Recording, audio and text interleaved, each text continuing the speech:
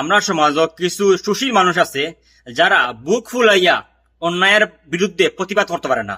কিন্তু তুমি যখন কোনো অন্যায়কারীর বিরুদ্ধে গালি দিয়ে প্রতিবাদ করবাই, তখন তারা গাত লাগবো। তখন তারা কইব, মুখের কি ভাষা দেখো ভাই। যখন ছাত্রছাত্রীরা আন্দোলনের সময় মাইর খাইছে, তখন তারা বিভিন্ন ভাবে অঙ্গভঙ্গি করছে, কারণ তারা ভাই মাইর খাইছে। আমার যদি মাইর খেয়েও দে, আমি গালি দিব সোজা হিসাব তারে।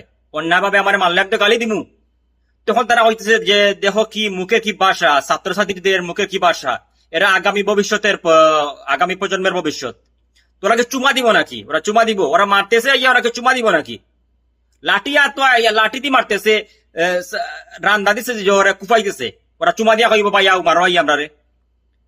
মানে ভাই আমার দৃষ্টিতে বর্তমান সময়ে নানি যে জুলুম করে নানি, যে নির্যাতন করে, তার থাকি বড় জালিম হইল যে নির্যাতন সহ্য করে আর